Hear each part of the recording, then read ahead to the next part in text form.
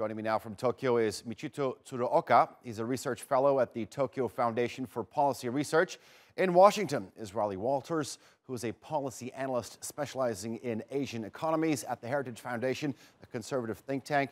And finally, we have Michael Johns in Philadelphia, who is a co-founder of the conservative Tea Party movement. Gentlemen, welcome to all of you.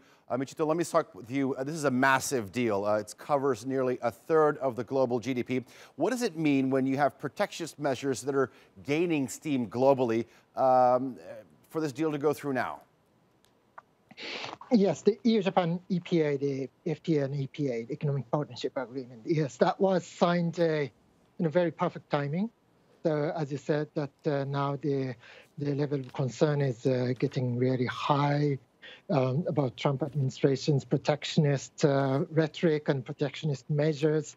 So this was very much a good demonstration that the idea of free trade is still alive. So the EU and Japan, yes, occupies around 30% of world GDP and also world trade. So this is the actually biggest trade deal ever done. So this is I think the EU and Japan were able to give a very strong message to the world, particularly in light of what's been taking place by the Trump administration and in the international trade scene. So symbolic terms, yes, this is really good. And also in substantial terms, and this is a very serious, major deal. Okay. Michael Johns, no doubt this is a major endorsement when it comes to the global trading system. Does the U.S. even care? Well, of course we do. And I think what's constructive about it is it's a move both by the EU and by Japan in the direction of free trade, which is also the long-standing objective of this country. And unfortunately, we've been victimized by some very unfair treatment by trading partners around the world. But if this, as I believe will be the case, ultimately leads to an acceleration of economic growth in the EU and in Japan, as you correctly say, it's a third of the global economy, that's hugely constructive for all economies of the world, and thus something that should be celebrated. It also sends, I think, an important message to the world that the future is in free trade, not in tariffs and in protectionism and currency manipulations and other impediments to trade. This is, so for the most part, this is a hugely constructive development for the world. Okay. Raleigh Walters, does this deal look like it will sort of dampen the pinch that was brought on by the U.S. tariffs?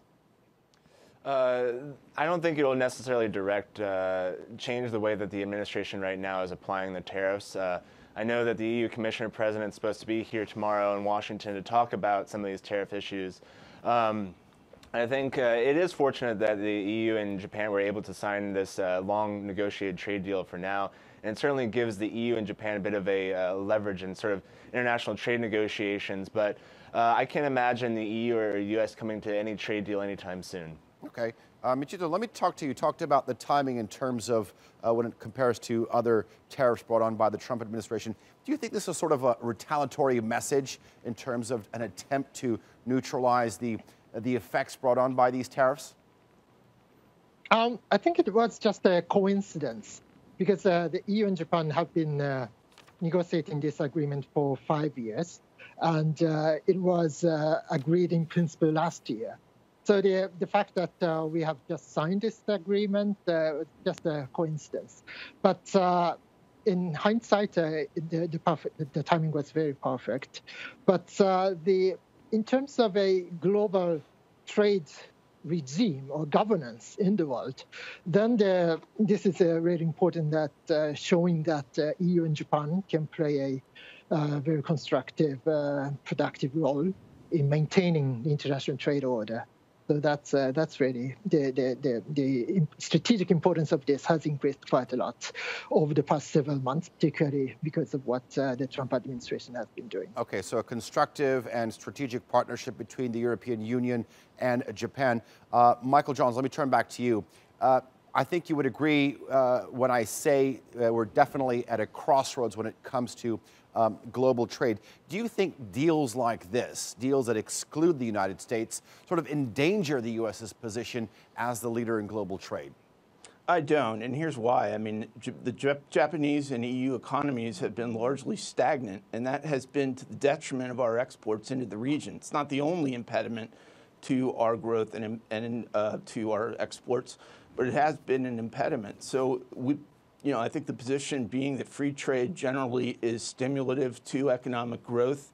These are two country and region of the world that very much need it. I think it also it's at least one victory for the EU in the sense that there is a growing level of concern that the EU is not delivering on promises and commitments that it made, that this network of countries was going to transform and help lead Europe into a leadership position. The United States far and away leads the world in our economic position and our GDP by every metric. And to the extent this agreement is stimulative to the Japanese and EU economies, that's only constructive to the United States. Okay, Riley Walters, Michael says that it's not going to dethrone sort of the king of the hill, but paint me a picture for 5-10 years from now. I mean, are we going to see, generally when you look at global trade, the latecomers to the game are usually the ones that have the least options. And we've seen this with the United States, whether it's with NAFTA or with the World Trade Organization, the WTO. Do you think the U.S. might perhaps regret sort of not playing a more active role in this new era of global trade?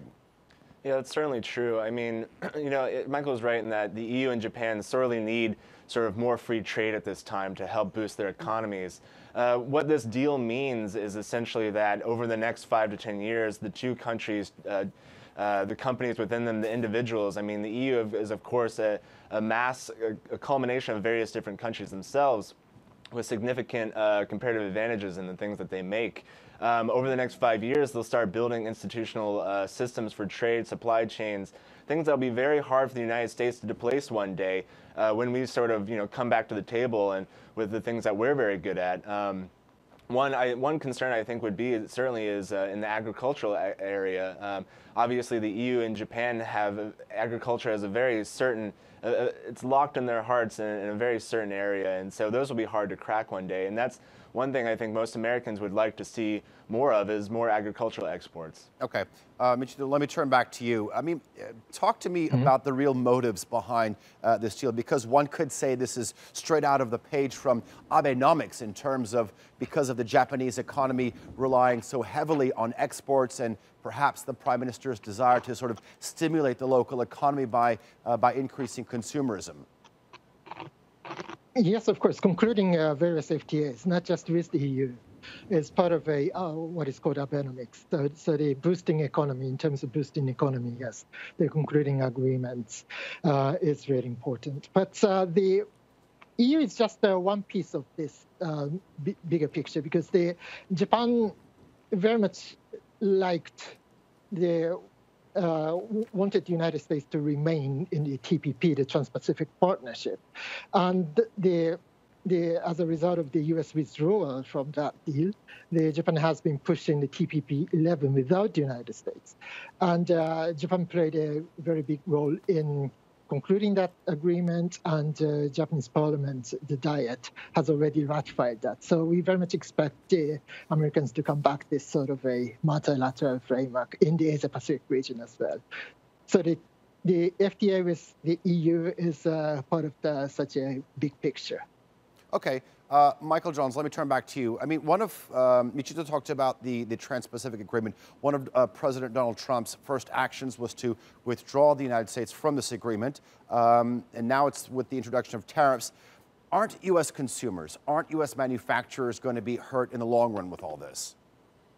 I don't think so. I think the president is generally on the right path as it relates to the future of our trade policy. There's a lot of concerns about details and complexities of multilateral and multinational trade agreements. We haven't necessarily had the greatest experience in any of them, including, as the president has pointed out, in NAFTA. So I think what we're striving for now is more of an expansion of bilateral trade agreements with specific countries, and very much, I think, rooted on what essentially Japan and the EU have just completed, and that is, in this case, I think an agreement that's largely like 99% free trade. Very few products are excluded from it. And that, as the president has correctly, I think, pointed to, is where we want to get our foreign trade policies and our foreign trade agreements structured.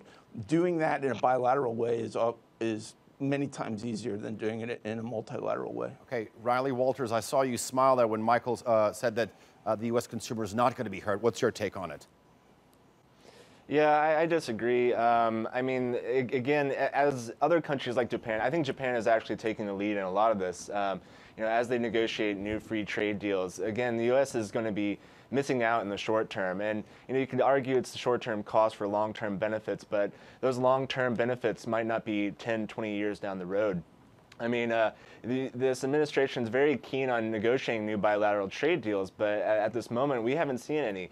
Japan doesn't really want to negotiate a bilateral trade deal with the United States.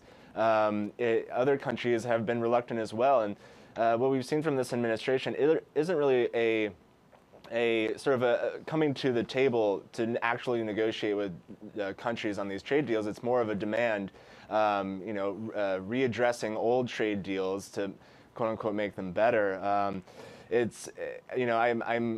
skeptical of sort of this free trade mentality, whether it's actually there or not, and whether we actually will have more free trade agreements. Okay, my last question to all of you.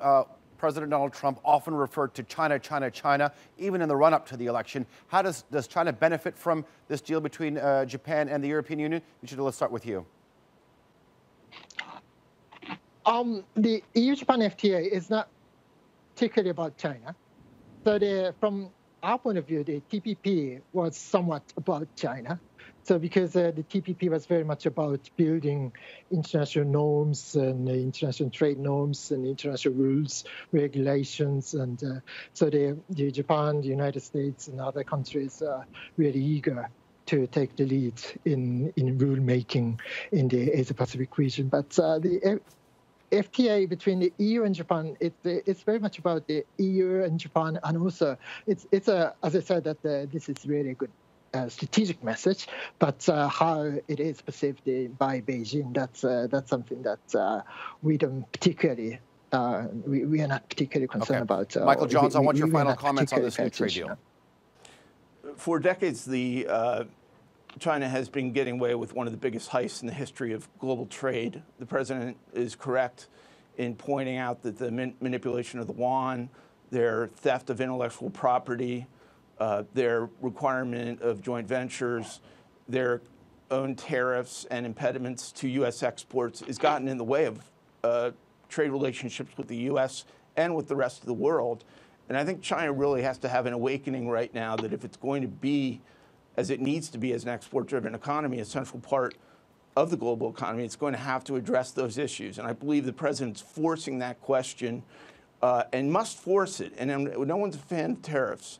But if that's what it takes to get China to the negotiating table, we can't sit around until a $350 billion trade deficit explodes to $500 billion or ultimately $1 trillion. I think the president's right in forcing the issue right now. And I think we are in the driver's seat and in a position to be able to negotiate a more favorable relationship and a more even playing field. Gentlemen, thank you for trading words here on the Newsmakers. I appreciate your time.